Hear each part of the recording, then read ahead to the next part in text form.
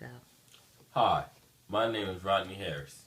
I want to let the American people know about the racial injustice decision issued by the state of Florida against an African American female named Marissa Alexander. Here we have a black female who was sentenced for 20 years in prison for firing a warning shot at her abusive husband.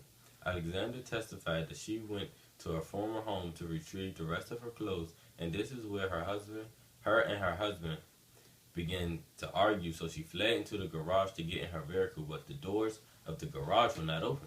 So she then went and grabbed her gun out of her car and went back into the house and fired a warning shot to scare him away. Alexander's attorney claimed self-defense and cited a law called the Stand Your Ground. This law gives people some protection from prosecution for using potentially deadly force in cases in which they feel like their life was threatened.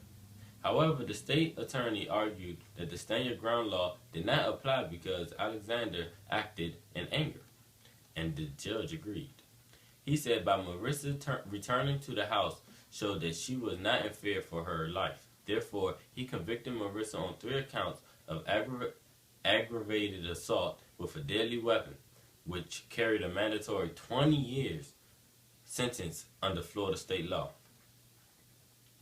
In another well-known case, Martin v. Zimmerman, this law was used to justify Zimmerman's act of pursuing and killing a young black teenager that was walking down the street and minding his own business. So let me explain to you what this law really means. One can take a gun and shoot it in the air to scare a person away and get sentenced for 20 years if you're black. If you're a black person committing that. One can take a gun to pursue and kill and get set free if you're a white person.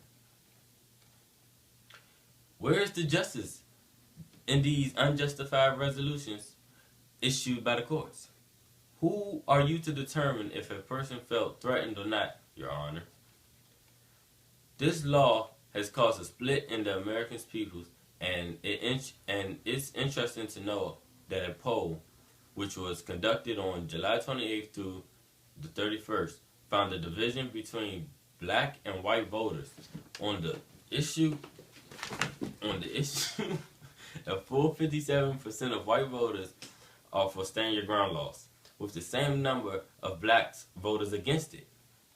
In closing, all I can say is from the streets to the courthouse, race continues to influence judicial process, and it certainly seemed to have played a role in these cases. I call this racial injustice and would like supporters of Marissa to write or email Governor Rick Scott to protest a pardon.